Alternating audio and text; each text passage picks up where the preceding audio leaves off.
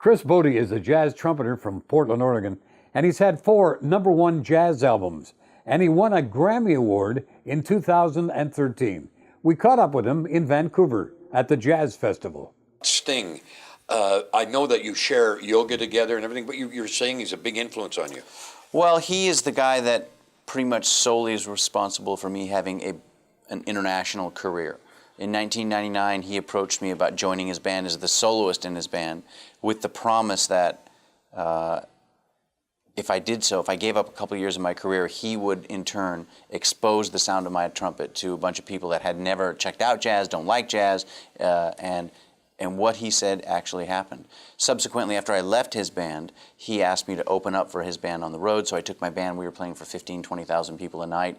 And every time, I needed him to do something, write material for my records, be on my live DVD, flew in from Italy to be there. He's just, and now at this point, he's like family, he and Trudy, and they've just been fantastic to me. And I'll be forever indebted to him, for sure. You seem to be a guy that's got it together. Is yoga part of your lifestyle?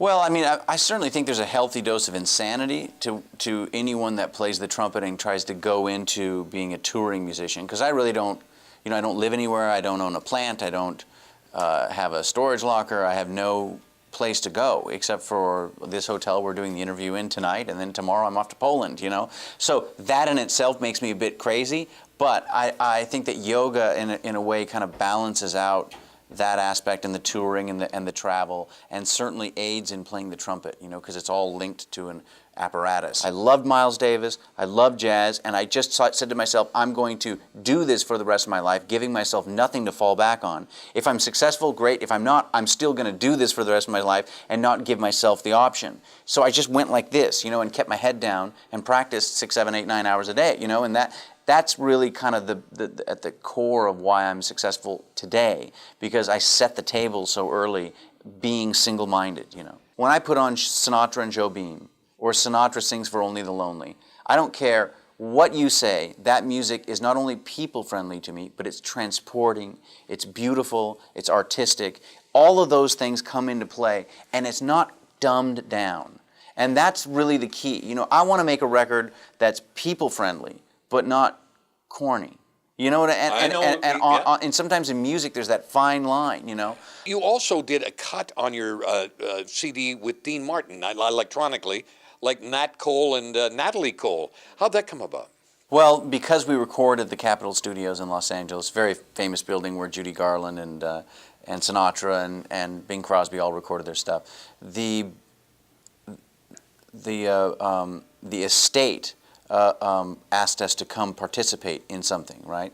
And so the vocal was done in 1957. Yeah. And then the rest of it was all cut. The Dean Martin stuff was the rhythm section and everything. My part was all done in the same room exactly 50 years later, 2007. Now, did you have a headset so you could hear Dino when you're playing? Yeah, basically what they did is they gave him, they gave us his isolated vocal, and then we laid down a click track around his orchestration, and so the musicians can hear that click track and Dean's vocal, and then we cut everything new, but we sort of spruced up the arrangement quite a bit to make it a little tiny bit more modern, Italia. And, we'll ask you something about it, but I love this CD. First and foremost, we had the concept, Italia, and the second thing was a phone call to David Foster to write the song Italia with me, and then it subsequently led to a duet with me and Andrea Bocelli. I've worked with David, and he's a British Columbia boy, as you know. He certainly is. Yeah. And he is probably, so much has been written about the other very, very famous producers. For instance, like a Quincy Jones, Right. But you look at David Foster's career, and here's a guy who has, he has Josh Groban and Michael Bublé, who are chart-topping in this decade. That's correct. And he's had the same element of success in 3 going on 4 decades, which I don't even think you can say that about Quincy Jones, No. Because Quincy in the last 15 years hasn't had that kind, and David just keeps it up there. And in the grand scheme of things, musicians know, but pop culture doesn't know how really talented and incredibly gifted he is. I think he's one of the, And he's such a great politician, too. You walk into a room with him, and he connects everyone with everyone else, and he remembers everyone's name, and you just feel like, God, I'm going to vote for you for president, damn it, anyhow. So he's great. Paul Simon, who I understand is a disciplinarian, is he not, with his music? I wouldn't say he's a disciplinarian as much as he's just the way he is. If you've heard him talk, everything's kind of up here. He's brilliant, and so when he gets on stage, it's still he's always just thinking and trying to control and nitpick and stuff in a very artistic way. And I learned a tremendous amount from being in his band. That was my very first exposure to big-time rock and roll tour, how you do it. And Joni Mitchell, I toured in her band, but my most fond, collaborations would have been Paul Simon at the little tour I did with Joni, and then of course Sting. Amazing. And Joni lives here half the year. Oh, she does. Music they can sound so great sung, and everyone knows if something sounds great sung, but it doesn't oftentimes translate to the trumpet. Like those melodies that, it's something about the intervals and the key relationships that just don't flow beautiful on the, like for instance, like When I Fall in Love.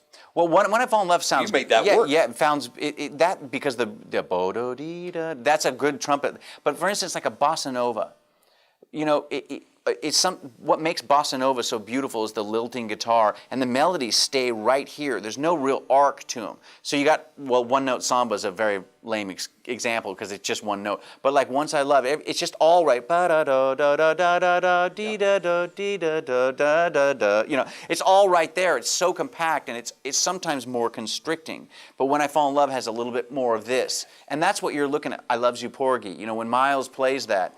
Bo-do-do-dee-da, that opening phrase, you're there, you're home, And so those kinds of melodies, like Nessendorma and all that stuff, I think are great for trumpet, but you got to weed them out. We record 20, 25 things, and then 12 make the record, just because it doesn't translate to the trumpet. You pick them? Do you pick some of them? Yeah, I pick all the material pretty much, yeah. Your music's beautiful. I love the horn, always have. And you're the young man with the horn that took time to talk with us. Thank you. Thank you, appreciate it.